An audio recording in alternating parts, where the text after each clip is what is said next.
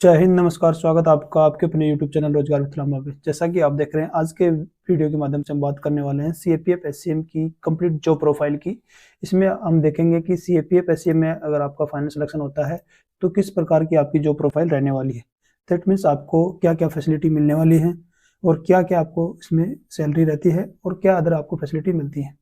सबसे पहले अगर हम बात करें इसकी सैलरी की, तो आपको CAPF as a CAPF SCM अगर आप ज्वाइन करते हैं तो आपकी सैलरी क्या रहेगी, इसके बारे में बात करेंगे। आपको क्वार्टर फैसिलिटी क्या क्या मिलने वाली है, किस टाइप के क्वार्टर आपको अलॉट होंगे। इसके बाद हम बात करेंगे आपकी ट्रांसफर पॉलिसी आपकी क्या रहने वाली है, प्लस आपका पोस्टिंग कहाँ कहाँ होती है और किस किस एरिया में आपकी पोस्टिंग दी जाती है।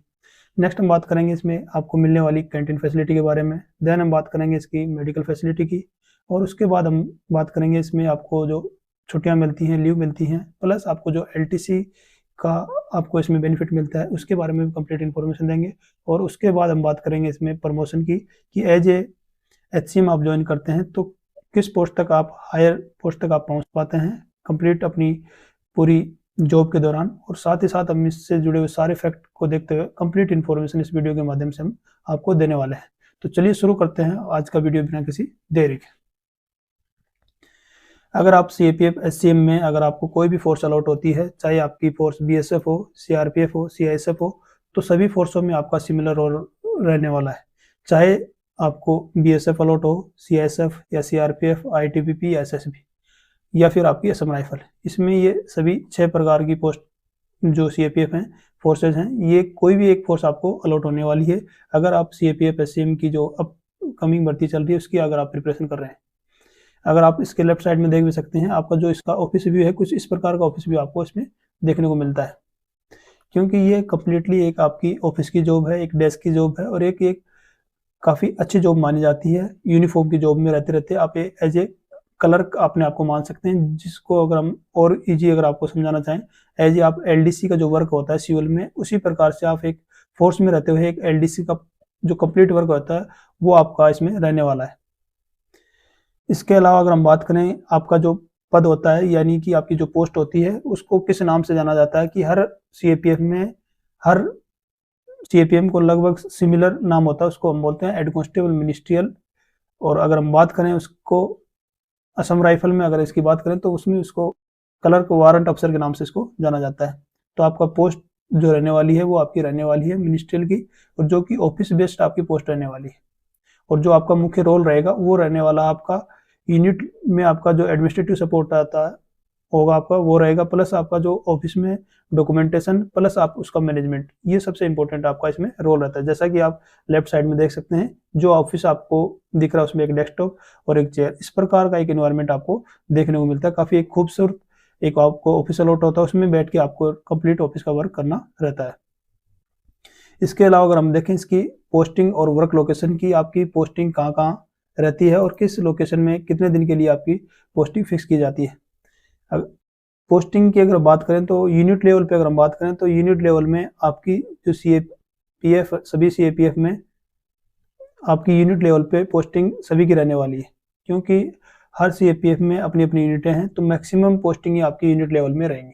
देन आपकी इसके बाद रहने वाली है स्टैटिक लोकेशन में। स्टैटिक लोकेशन के बाद आपकी पीस एरिया में भी रहती हैं, जो एकदम प्लेन एरिया है जहाँ हर फैसिलिटी इजीली अवेल हो जाती है, वहाँ आपकी पोस्टिंग रहने वाली। यूनिट का मतलब है कि आपकी जो बटालियंस हैं, बटालियंस में आपकी पोस्टिंग रहेगी, जिसको हम फील्ड बटालियन भी बोल सकते हैं, या फिर बटालियंस कुछ कुछ अलग अलग एरिया में डिप्लॉय रहती हैं। या तो आपकी हार्ड एरिया हो गया, फिर एक्सट्रीम हार्ड हो गया, नॉर्थ के एरिया जितने भी होंगे आपके प्लस नॉर्थ ईस्ट के होंगे, वो हार्ड और एक्सट्रीम हार्ड की कैटेगरी में काउंट होते हैं। और जो मिडल इंडिया हो गया या फिर लगभग साउथ और मिडल इंडिया का जो भी पार्ट है वो आपका प्लेन एरिया में काउंट होता है। वहीं अगर हम बात करें स्टैटिक की, स्टैटिक में आपका इसमें आ जाता है, हर फोर्स का अपना अपना होता है सेक्टर हेडक्वार्टर या फिर फ्रंटियर हेडक्वार्टर या फिर फोर्स हेडक्वार्टर, ये आपके हो जाते हैं स्टैटिक लोकेशन में। जो आपकी यूनिट लेवल में पोस्टिंग रहती है उसको हम फील्ड यूनिट की पोस्टिंग बोलते हैं, और जो स्टैटिक में होती है उसको हम सेक्टर फ्रंटियर या फोर्स हेडक्वार्टर या फिर जो डिप्टेशन पे भी इसमें जाते हैं, तो वो आपकी आ जाती है स्टैटिक लोकेशन में, जिसमें क्या होता है कि आपको बार बार मूवमेंट नहीं करना पड़ता है किसी भी चीज़ के लिए। फील्ड यूनिट में इसका अपोजिट होता है कि बार बार आपको मूवमेंट करना पड़ता है, कि आज यूनिट से कंपनी या फिर अदर इलेक्शन ड्यूटी या फिर अदर किसी भी लोकेशन में आपको काम के लिए जाना पड़ सकता है। वहीं स्टैटिक लोकेशन आपकी जो लोकेशन है वो आपकी फिक्स रहती है, उसमें आपको बार बार मूवमेंट की जरूरत नहीं पड़ती है, एक जगह आपकी फिक्स होती है और उसमें टाइम ड्यूरेशन भी आपका फिक्स रहता है मंडे टू फ्राइडे। और पीस एरिया की बात करें तो जैसे आपका दिल्ली हो गया, यूपी हो गया, बिहार हो गया, ये आपके कुछ पीस एरिया में काउंट होते हैं। जो प्लेन एरिया आते हैं वो पीस एरिया में आपकी जॉब पोस्टिंग और वर्किंग आपकी लोकेशन रहने वाली है। नेक्स्ट हम बात करें इसके ऑफिस वर्किंग, आपका जो टाइमिंग है वो आपका क्या रहता है इसमें मुख्य रूप से। काफी एस्पिरेंट्स का एक सवाल रहता है कि क्या जॉब के साथ हम हायर एजुकेशन या फिर अदर एग्जाम की प्रिपरेशन कर पाएंगे सीएपीएफ एससीएम में रहते हुए।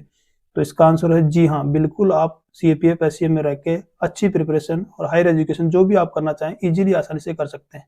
उसके पीछे वजह क्या है कि आप इसमें देखेंगे तो आपका जो टाइमिंग है, ऑफिस टाइमिंग है, वर्किंग टाइमिंग है, वो आपका फिक्स रहने वाला है। अगर यूनिट लेवल में अगर आपकी पोस्टिंग है यानी बीएन बटालियन हेडक्वार्टर्स में आपकी पोस्टिंग है तो आपका टाइमिंग जो रहेगा ऑफिस का मंडे टू सैटरडे आपका टाइमिंग रहने वाला है। अगर टाइमिंग की बात करें इसकी तो 9:30 से आपका 6 बजे के बीच आपका टाइमिंग रहता है। उसके बीच अगर हम बात करें तो आपका लंच का टाइमिंग भी अलग से आपका रहता है, यानी कि 1 बजे से लेकर लगभग 3 बजे तक आपका ऑफिस लंच ब्रेक आपका रहता है। तो ये रहता है आपका यूनिट लेवल में। अगर आप बटालियंस में है तो आपको मंडे टू सैटरडे आपका टाइम रहता है, यानी सोमवार से शनिवार तक आपका ऑफिस चलता है। तो वही हम बात करें इसकी स्टैटिक लोकेशन की। अगर स्टैटिक लोकेशन में अगर आपकी पोस्टिंग है तो वहाँ पे ऑफिस चलता है आपका सोम से फ्राइडे, यानी कि मंडे टू फ्राइडे आपका ऑफिस चलने वाला है। और टाइम ड्यूरेशन वही 9:30 बजे से 6 बजे का बीच आपका टाइमिंग रहने वाला है। लेकिन यहाँ पे आपको एडवांटेज मिलता है कि आप यहाँ 5 डे आप जॉब रहती है, यहाँ आपकी 6 डे जॉब रहती है। ऑफिस के अलावा आपको कुछ एक्स्ट्रा कुछ अलग से ड्यूटियां नहीं रहती हैं। जो सिमिलर आपका ऑफिस वर्क है मेन प्रायोरिटी पे वही रखा जाता है। उसके अलावा जो नॉर्मल टास्क होते हैं वो एक रूटीन टास्क होते हैं, उन इसके अलावा आपका कोई वर्क नहीं होता। अपना बस टाइम टू टाइम ड्यूटी करना, उसके बाद आप जितनी पढ़ाई करनी उतनी पढ़ाई आप आसानी से कर सकते हैं और अच्छी एग्जाम की वो भी टारगेट करके प्रिपरेशन, अच्छी प्रिपरेशन करके अदर एग्जाम को आसानी से आप यहाँ रहते हुए निकाल सकते हैं। नेक्स्ट अगर हम इसकी बात करें कि इसके नेचर ऑफ ड्यूटी, यानी कि ड्यूटी किस प्रकार की रहने वाली है आपकी, कि क्या क्या आपको काम करने पड़ेंगे, किस टाइप की आपको जिम्मेवारी मिलने वाली है। तो नेचर ऑफ ड्यूटी में अगर हम बात करें तो आपकी जो वर्किंग का नेचर रहेगा तो सबसे पहले आपका जो ऑफिस ड्यूटी रहेंगी वो दैनिक कार्यालय गतिविधियां, यानी जो ऑफिस का रूटीन वर्क होता है वो आपका रहने वाला है। साथ में जो सबसे इंपॉर्टेंट आपका टास्क रहने वाला है इसमें फाइल हैंडलिंग। फाइल हैंडलिंग सबसे इंपॉर्टेंट आपका टास्क रहने वाला है, क्योंकि ये आप एससीएम के पोस्ट पे ज्वाइन करेंगे तो मैक्सिमम जो वर्क इनिशियल स्टेज पे जो काम करता है फाइल का वो एचसीएम के द्वारा ही किया जाता है। एचसीएम के द्वारा इनिशियल स्टार्टिंग जो फाइल की होती है वो एचसीएम के द्वारा की जाती है। नेक्स्ट इसके अलावा आप क्या करेंगे, आपका रहेगा रिकॉर्ड मेंटेनेंस का जो ड्यूटी रहने वाली है। रिकॉर्ड मेंटेनेंस रहेगा, जो आपका फाइलों का रिकॉर्ड मेंटेन करना या जो भी ऑफिस का रिकॉर्ड है उसको मेंटेन करना, सबसे इंपॉर्टेंट काम ये रहता है। नेक्स्ट इसके अलावा कुछ डेटा एंट्री का हो गया कुछ, या फिर कोर्सपोंडेंस हो गया, पत्राचार, जो भी आपको डेटा एंट्री या अपने ऑफिस से रिलेटेड कोर्सपोंडेंस करना है, कोई लेटर है उसका जवाब देना है या उसका रिप्लाई बनाना, जो भी कोर्सपोंडेंस आपका होगा एक डिपार्टमेंट से दूसरे डिपार्टमेंट या यूनिट लेवल से हायर हेडक्वार्टर लेवल पे, जो भी कोर्सपोंडेंस होगा वो सबसे पहले एचसीएम के थ्रू ही किया जाता है। उससे ऊपर जो भी आपके एसओ ऑफिसर होंगे या फिर उसके ऊपर आपके ऑफिसर्स होते हैं, पर आपकी स्टार्टिंग होगी वो एचसीएम ने ही, एचसीएम जो होता है वही हर मैसेज की, हर फाइल की स्टार्टिंग उसके द्वारा ही की जाती है। तो कुछ इस प्रकार से आपका नेचर ऑफ वर्क आपका रहता है, यानी office duties, file handling, record maintenance, data entry, कुछ मुख्य प्रकार से ये इसके विशेषकर रोल रहने वाले हैं। नेक्स्ट अगर इसमें हम बात करें कि सबसे इंपॉर्टेंट आपकी सैलरी की अगर हम बात करें तो आपकी सैलरी क्या रहती है। जॉब लगने के बाद हर एस्पिरेंट्स का ही रहता है कि अक्सर मेरे को इसमें सैलरी क्या मिलने वाली है। सैलरी इसमें काफ़ी अच्छी खासी आपको सैलरी मिलती है। इसमें अगर पे लेवल की बात करें तो आपका पे लेवल 4 रहता है। पे लेवल 4 में आपकी जो बेसिक होती है, बेसिक सैलरी वो आपकी रहती है 25,500 रुपये। अगर इसमें अदर अलाउंसेज की बात करें तो इसमें आपका DA, ration money allowance, HRA और अदर अलाउंसेज, इनको इंक्लूड कर दिया जाए तो आपकी ग्रोस सैलरी लगभग 65,000 के अप्रोक्स बनती है एज पर 7 CPC। और उसके बाद कुछ डिडक्शन होते हैं, उसको अगर काट पीट दिया जाए तो आपकी नेट जो सैलरी है वो आपकी 55,000 प्लस आपकी सैलरी इसमें रहती है। लेकिन आपके लिए एक एडवांटेज इसमें ये मिलने वाला है, एक सरप्राइज बोल सकते हैं इस चीज़ को आप, क्योंकि जब तक आप इस भर्ती कंप्लीट प्रोसेस करके आप ज्वाइन करेंगे अपनी यूनिट्स में या फिर स्टैटिक लोकेशन जो भी आपको अलॉट होगा, जो भी डिपार्टमेंट अलॉट होगा, तब तक आपका 8 पे कमीशन आपका इम्प्लीमेंट हो चुका होगा। तब आपको ये जो सैलरी दिख रही है 55,000 प्लस, ये आपकी 90,000 के आसपास आपको मिलने वाली है। इन हैंड सैलरी आपको कम से कम इतनी आपको मिलने वाली है। तो नो डाउट इसमें सैलरी आपकी अच्छी खासी आपको मिलने वाली है। नेक्स्ट हम बात करते हैं कि अदर अलाउंसेज आपको क्या मिलते हैं। वो डिपेंड्स करते हैं कि आपकी पोस्टिंग किस एरिया में है, किस लोकेशन में है, तो उसके अनुसार आपको जो डीए होता है वो आपका सभी फोर्सेज में, सभी सेंट्रल गवर्नमेंट एम्प्लॉय के लिए सिमिलर आपका डीए रहता है, जिसको हम डीए अलाउंस के नाम से जानते हैं।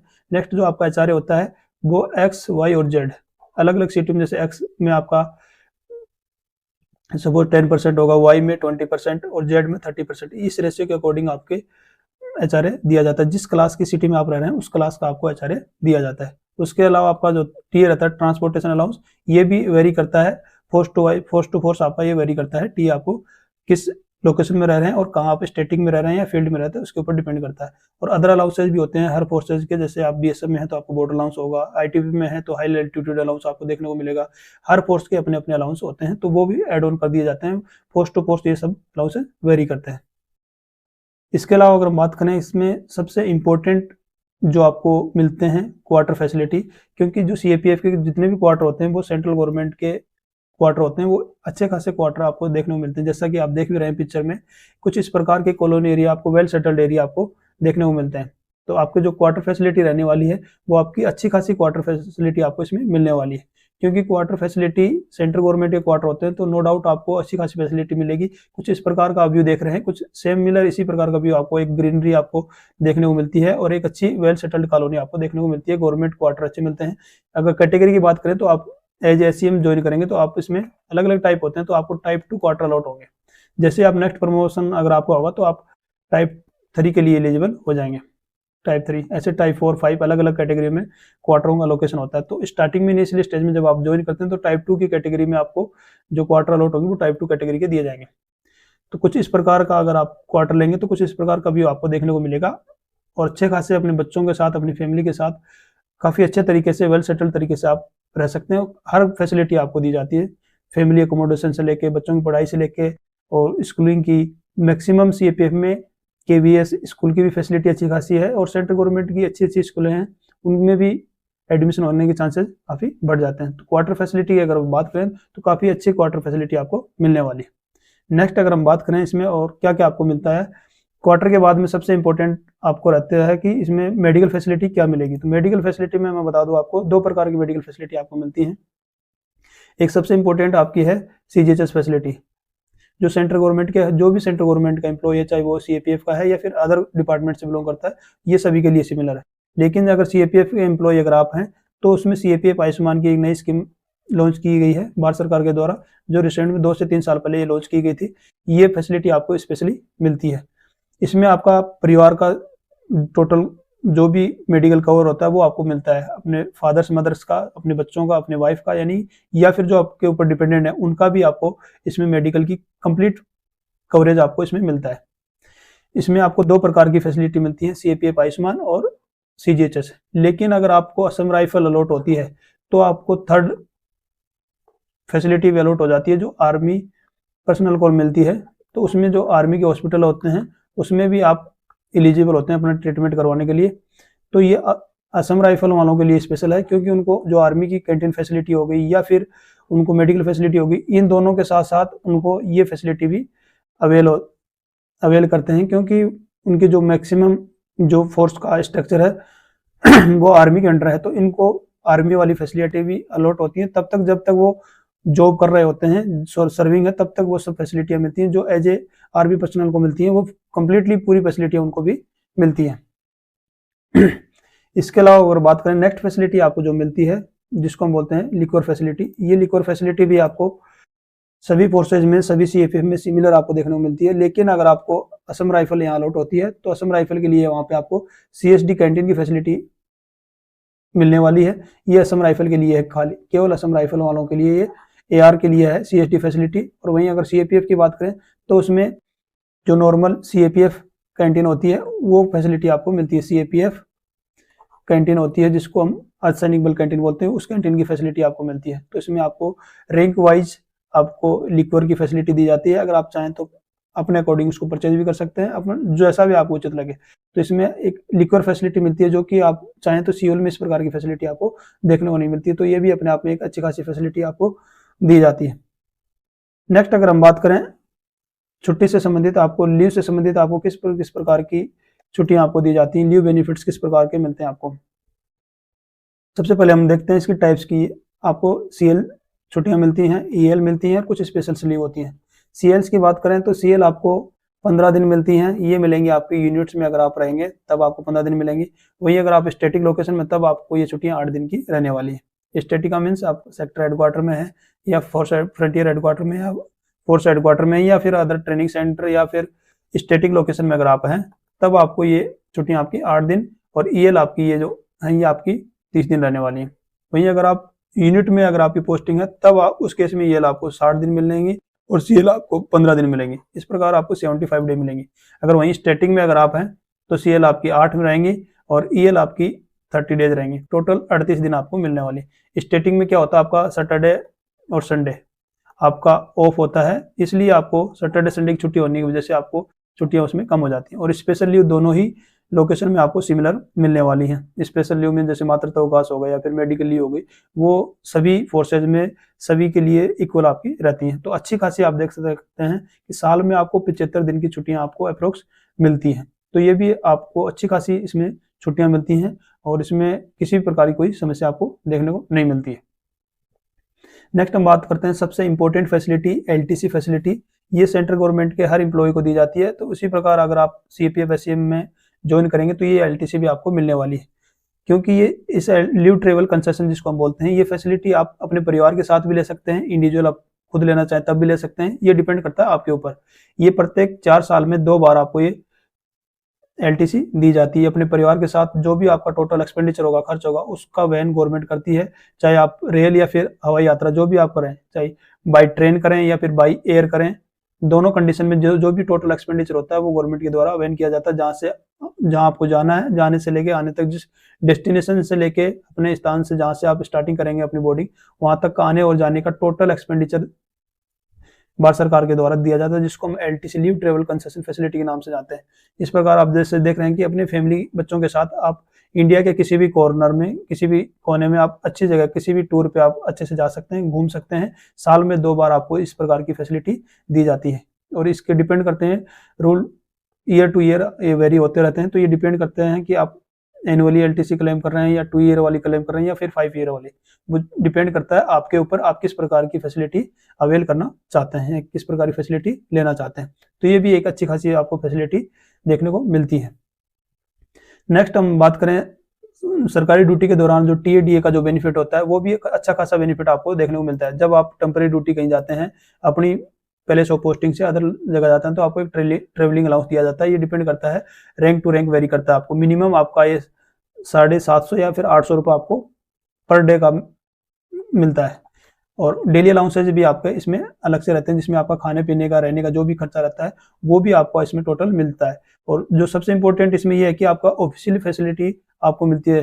गवर्नमेंट व्हीकल मिलता है, गवर्नमेंट आवास की फैसिलिटी मिलती है। जहाँ भी अगर आप टूर पे जाते हैं, कोई भी गवर्नमेंट ड्यूटी के पर्पज से कहीं पे भी जाते हैं, तो गवर्नमेंट व्हीकल के द्वारा आपको उसकी फैसिलिटी मिलती है अवेल करने की। और साथ ही साथ आपका जो ट्रेवलिंग अलाउंस होता है वो मिलता है। पर डे का जो अलाउंस हो जाता है खाने पीने और रहने का, वो भी आपको अपने मंथली पेमेंट के अलावा ये सब फैसिलिटी आपको मिलती है, अगर किसी भी गवर्नमेंट पर्पज से अगर आप एक जगह से दूसरी जगह अपनी ड्यूटी जाते हैं तब। नेक्स्ट बात करते हैं कि हर एस्पिरेंट्स का ये रहता है कि एज ए मैं SCM ज्वाइन करूंगा तो उसके बाद मेरा जो प्रमोशन का है उसका सिनेरियो किस प्रकार का रहने वाला है, यानी किस प्रकार का मेरा सिनेरियो इसमें रहेगा।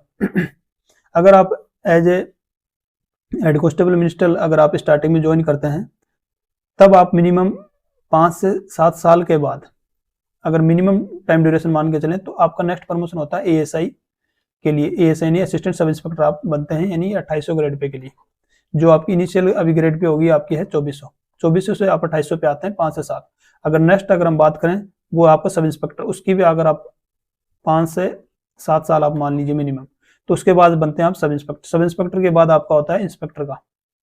इंस्पेक्टर के लिए भी ये आपका ड्यूरेशन रहता है। तो इसको अगर आप 8 का भी अगर मान के चलें एवरेज, इसको 8 साल और 8 ही हो गया 24, 8 16 और 8 ही हो गया आपका 24। तो आप मिनिमम अगर आप नौकरी भी करते हैं 24-25 साल भी नौकरी करते हैं, तो आप इंस्पेक्टर तक आसानी से इसमें रहने वाले हैं। अगर लंबी नौकरी और भी करते हैं, अपनी जॉब रखना चाहते हैं 60 ईयर तक, तो असिस्टेंट कमांडेंट या फिर DC डिप्टी कमांडेंट तक भी आप इसमें जा सकते हैं, अगर आप पूरी नौकरी करते हैं तो। और साथ ही साथ इसमें सबसे अच्छी चीज आपके लिए यह है कि आप डिपार्टमेंटल एग्जाम के थ्रू, यानी डिपार्टमेंटल में एलडीसी की एग्जाम होती है जिसको हम बोलते हैं एलडीसीई, लिमिटेड डिपार्टमेंटल कॉम्पिटिटिव एग्जाम। एलडीसीई का जो एग्जाम होता है इसमें क्या होता है कि जिस भी आप रैंक पे हैं, जैसे आप नेक्स्ट प्रमोशन होता है उसके बाद 1 से 2 साल के बाद अगली जो पोस्ट होती है सब इंस्पेक्टर की, उसके लिए आप इंटाइटल हो जाते हैं इस एग्जाम में अपेयर होने के लिए। अगर वो एग्जाम आप डायरेक्ट निकाल देते हैं तो 1 से 2 पोस्ट आपको ज़्यादा मिल जाती हैं, बजाय आप जो कंटिन्यू प्रमोट होकर आता है और आप डायरेक्ट एलडीसी के थ्रू जाते हैं तो आपको 1-2 रैंक का अच्छा बेनिफिट इसमें आपको देखने को मिलता है। तो अगर आप प्रमोशन में और ग्रोथ में देखें तो आपको काफ़ी अच्छी आपको ग्रोथ इसमें देखने को मिलती है, और आपका जो वर्क भी है वो भी आपका एक क्लरिकल वर्क के साथ अच्छी खासी पोस्ट तक आप इसमें पहुंच पाते हैं। नेक्स्ट अगर हम बात करें इसकी जॉब स्टेबिलिटी की, तो ये जॉब स्टेबिलिटी इसकी अच्छी रहने वाली है नो डाउट, क्योंकि ये भारत सरकार की जॉब है, यानी सेंट्रल गवर्नमेंट की जॉब है, इसलिए आपकी स्टेबिलिटी और सिक्योरिटी आपकी अच्छी रहने वाली है। प्लस इसमें जो एनपीएस पेंशन का बेनिफिट आपको 60 ईयर के बाद भी आपको इसमें पेंशन देखने को मिलती है एनपीएस के थ्रू, और ग्रेचुइटी बेनिफिट मिलते हैं जब आप रिटायरमेंट होते हैं उसके बाद कुछ अमाउंट, यानी एक साथ अच्छा खासा अमाउंट आपको दिया जाता है, तो इसलिए जॉब स्टेबिलिटी भी आपकी अच्छी खासी इसमें रहती है। नेक्स्ट हम बात करते हैं रिटायरमेंट बेनिफिट्स की, यानी कि रिटायरमेंट के बाद क्या बेनिफिट्स रहते हैं। जैसा कि आप पिक्चर में देख रहे हैं कि आपको पिक्चर से भी कंफर्म हो रहा होगा कि कुछ इस प्रकार का व्यू आपको देखने को मिलता है रिटायरमेंट्स के बाद। तो आपका जो एनपीएस होता है वो कटता है 10%, और कुछ गवर्नमेंट की तरफ से 40% रहता है, तो वो मिला के आपको इसका पेंशन का लाभ दिया जाता है। प्लस आपका जो ग्रेजुएटी अमाउंट होता है उसको एक साथ दिया जाता है, और जो सबसे इम्पोर्टेंट आपने जो अपनी सर्विस के दौरान जो छुट्टियां जमा की हैं उनका भी अमाउंट आपको मिलता है, लीव का अमाउंट भी आपको एक साथ मिलता है। तो ये रिटायरमेंट के बाद ये कुछ बेनिफिट्स होते हैं, वो हर जो भी इम्प्लॉय होता है उस सभी को सिमिलर ये बेनिफिट मिलने वाले हैं। तो ये भी अच्छे खासे बेनिफिट आपको सेंट्रल गवर्नमेंट की जॉब करते हैं तब आपको ये अच्छे खासे बेनिफिट आपको मिलने वाले हैं रिटायरमेंट के बाद।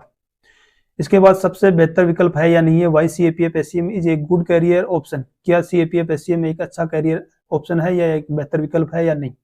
तो आपने अभी तक जितनी फैसिलिटियां देखी तो आपको लगा होगा कि हाँ बिल्कुल ये एक अच्छा विकल्प हो सकता है, क्योंकि आप एक 12th पास प्लस एक टाइपिंग के स्किल के साथ आप इस भर्ती में जो ज्वाइन करते हैं, और कुछ एक्स्ट्रा टैलेंट और या एक्स्ट्रा क्वालिफिकेशन आपके पास नहीं है, उसके बावजूद भी आपके पास इतनी सारी फैसिलिटियां भारत सरकार के द्वारा आपको दी जाती हैं, तो नो डाउट आपका इसमें कैरियर ऑप्शन अच्छा खासा रहने वाला है। वर्क लाइफ, क्योंकि इसमें आपकी किस लिए यानी किस कारण आपकी ये जॉब अच्छी रहने वाली है, सबसे इंपॉर्टेंट चीज़ है कि आपकी वर्क लाइफ इसमें बैलेंस रहती है।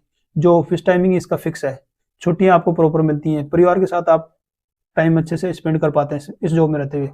दूसरा सबसे इंपॉर्टेंट इसमें रेस्पेक्ट है, यूनिफॉर्म की एक जॉब यूनिफॉर्म मिलती है, जिस भी आप फोर्स अलॉट होती है उसकी आपको यूनिफॉर्म मिलती है। यूनिफॉर्म अपने आप में प्राउड फील करवाती है, जो यूनिफॉर्म अभी तक नहीं पहने उनको अच्छे से इच्छा रहती है कि हाँ बिल्कुल मैं भी एक यूनिफॉर्म की जॉब ले लूँ जैसे तक भी हो, तो यूनिफॉर्म की आपको जॉब मिलती है। सीएपीएफ में एक वर्दी का सम्मान और एक राष्ट्र का एक अपने आप में गौरव रहता है कि हाँ बिल्कुल मैं देश की सेवा के लिए या जो भी आप उसको अपने पॉजिटिव ले सकें उसके अकॉर्डिंग आपको एक अच्छा खासा इसमें एक गौरव मिलने वाला है। और साथ ही स्टेबल सैलरी और फैसिलिटी, यानी 7th पे कमीशन के अनुसार आपको टाइम टू टाइम यानी एनुअली इंक्रीमेंट लगते हैं, यानी फर्स्ट ईयर आपका इंक्रीमेंट लग गया, सेकंड ईयर लग गया, फिर हर 10 साल के बाद आपको एनुअल इंक्रीमेंट लगते हैं, यानी कि वेतन वृद्धि भी आपको लगती है। अगर प्रमोशन भी नहीं होता तो नेक्स्ट प्रमोशन के लिए आपको जो आपको बेनिफिट होता है वो आपको मिल जाता है उसमें।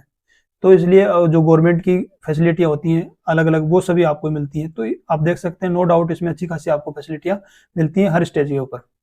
नेक्स्ट हम बात करें सीएपीएफ एससीएम में एक्स्ट्रा और क्या क्या आपको मिलता है। इसके अलावा अगर हम बात करें तो आप देख सकते हैं कि आपको एक अच्छा खासा क्लीन ऑफिस इन्वायरमेंट मिलता है, एक अच्छा खासा माहौल आपको मिलता है। सबसे अच्छी चीज़ इसमें यह है क्योंकि आपका ऑफिस आधारित इसका वर्क रहता है, फील्ड ड्यूटी में इसका कोई रोल नहीं रहता। आपका जो फील्ड ड्यूटी में इसमें किसी प्रकार का इन्वॉल्वमेंट आपका नहीं रहता, टोटली आपका ऑफिस वर्क इसमें रहने वाला। कुछ इस प्रकार का इन्वायरमेंट, कुछ अच्छा खासा आप इन्वायरमेंट देख रहे हैं, इस प्रकार का आपका इन्वायरमेंट आपका लाइफ टाइम रहने वाला है जॉब के बाद।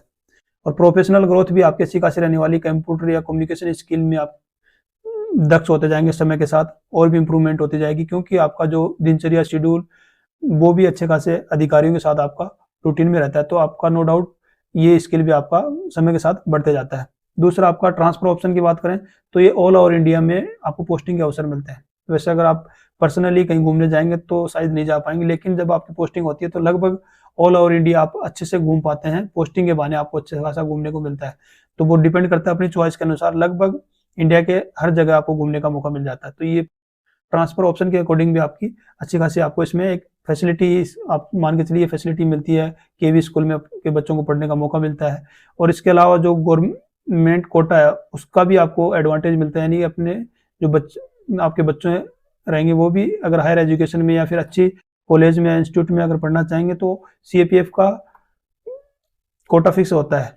तो बड़ी बड़ी कॉलेज हैं, इंस्टीट्यूट हैं, उनमें कोटा होता है। तो आपके बच्चों को आने वाले टाइम में उनका उस कोटे के बदौलत बड़ी बड़ी जो कोचिंग हैं या फिर इंस्टीट्यूट है उनमें एडमिशन इजीली हो जाता है, और उनमें एडमिशन होते हैं उनको अच्छी एक एजुकेशन आपको मिलती है। तो ये गवर्नमेंट कोटा भी उसमें आपके चिल्ड्रंस को मिलता है। तो ये अदर एडवांटेज उसमें आपको CAPF SCM में देखने को मिलते हैं। नेक्स्ट अगर हम बात एक कंपैरिजन करें तो CAPF SCM versus other exam की जॉब की, तो आपको क्या क्या इसमें आपको किस रेशियो में मिलता है। अगर हम जॉब सेटिस्फेक्शन की बात करें तो जॉब सेटिस्फेक्शन आपका 85% तक आपको जॉब सेटिस्फेक्शन मिलने वाला है। वहीं अगर वर्क लाइफ बैलेंस की बात करें तो 92% आपका वर्क लाइफ बैलेंस रहने वाला है, क्योंकि ये जो ऑफिस जॉब के साथ साथ आपकी ड्यूटी रहती है, इसमें फील्ड का काम ना के बराबर आपका रहता है।